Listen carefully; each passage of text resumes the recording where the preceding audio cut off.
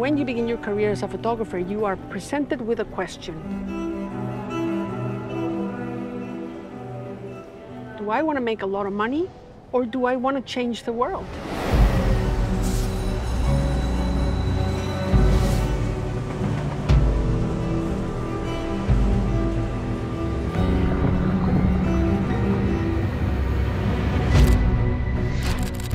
For 25 years, Christina Mittermeier has been taking pictures showcasing the delicate balance between human life and healthy ecosystems. National Geographic magazine has announced its 2017 Adventurers of the Year, chosen for their passion, creativity, and commitment to adventure.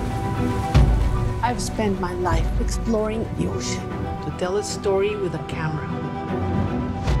Christina Mittermeier, one of the most important conservation photographers ever, who with her husband, Paul Nicklin, founded Sea Legacy. Our hope is to take this boat around the world and help tell the stories that need to be told everywhere. She uses her stunning images to inspire people to take action to fight climate change. I am now the most followed female photographer in the world.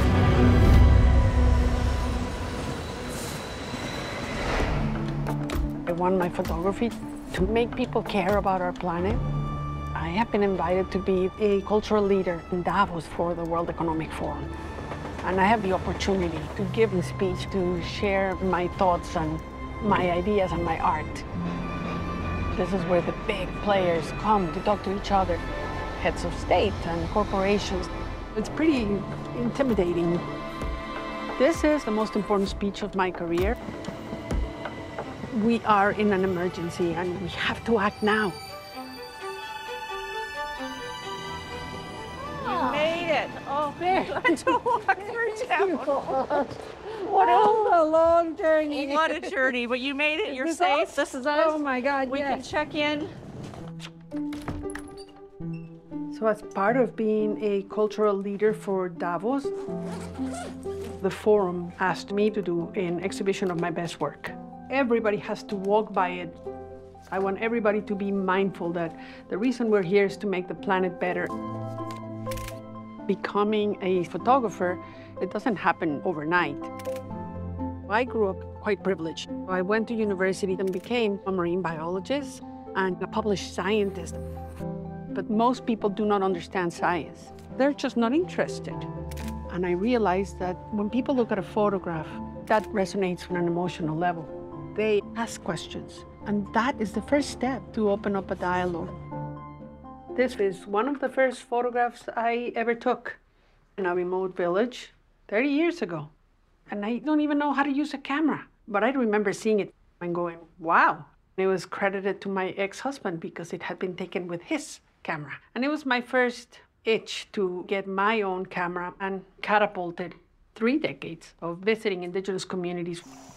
I created the International League of Conservation Photographers to use our photographs to protect some of the places where we work, and it became a huge thing. Today, thousands call themselves conservation photographers, using their work to create change. This photo, it's a mother orca and her baby in the northern fjords of Norway, where the government wants to do seismic blasting and oil exploration. They already have wealth, so why do we need this? All the Norway campaign needed our photographs, our social media to fuel it, and they won. They were able to create a moratorium on oil exploration. This photograph has been the most impactful photograph of my career. It was not easy to shoot through the tears of seeing this animal struggle to just walk. We said, this is what a starving polar bear looks like. But the press started saying, this is what climate change looks like. That's when the climate deniers came out screaming, calling us fake news. The controversy was awful. On the bright side, it became one of Time magazine's top 10 images of 2017, and it was seen by over 2 billion people. I consider this a very painful achievement. But painful moments can propel yourself to keep doing this work. You have these small milestones that grow into bigger achievements. Becoming a National Geographic photographer, exhibiting my work, and then getting a solo show in a museum. And that precipitated the creation of my book, Hope. Come and sit with me, please. I thought, I need something that reminds me of why I do this work. And it's like a personal emergency life raft, because some days it feels really hard. And so I wanted to make something that makes you feel a little more hopeful. But pictures like this, you just have to be in the water with lots and lots of sharks. Aren't you scared? No, not really. I think I'm more scared of going to the World Economic Forum. A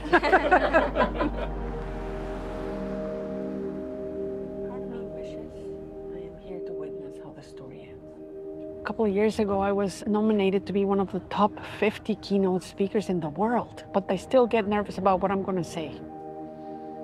All I care about is that I make a difference. Okay, I think I got it. Okay, you ready? Let's do this. I was feeling pretty confident earlier, now I'm feeling nervous again. I just have this bubbles in my stomach. Davos, it could be abysmal failure or it could be achievement. When you're a Mexican woman and also an environmentalist, you see nothing but obstacles. Girls are not allowed to have big dreams. My father said, you're gonna stay home and get married and have children. But my mom was like, what do you want to dream about? My mom taught me that you just have to have the courage to step through. All right, so we've got 20 minutes to get in there. Okay. This is it. All eyes are turning to Davos for the 2025 World Economic Forum. The whole public persona takes a huge emotional toll, and I'd much rather be underwater, but it's something that I have to do. But I want people to leave my presentation like, oh, yes, of course we can save our planet. A very warm welcome. This afternoon's session is called Turning the Tide on Ocean. Please welcome Christina Mittermeier. Today I'm bringing you news from the front lines, and I wish they were better. Unless we act quickly, we're already committing our children to a planet without coral reefs. In 10 years, we're gonna have more plastic than fish in the ocean. I've been telling stories for 30 years, trying to shout from the rooftops about the urgency of what's happening. This is the last generation that's gonna be able to do something about the mess we're in. I came here looking for hope. And I'm here to listen to what's happening in these hallways, to report back on whether or not there's hope.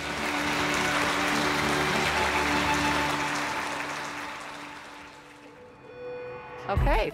Oh, hi, everyone. I just came out from delivering my keynote at the World Economic Forum. It was so well received, and I think people were gripping their seats. It is very important that my followers know that I came here to bear witness to what I see in the field. And I didn't hold back. I told them what's what. So, great opportunity to share with the most important and influential crowd in the world. And all we need is one person to start acting, and hopefully it cascades and avalanches. And we'll see where else this takes us, but I think we did a good job. At the end of the day, it's not individual achievements that matter. The ultimate achievement is that I make a difference. That's what I would like to have on my tombstone. She made a difference.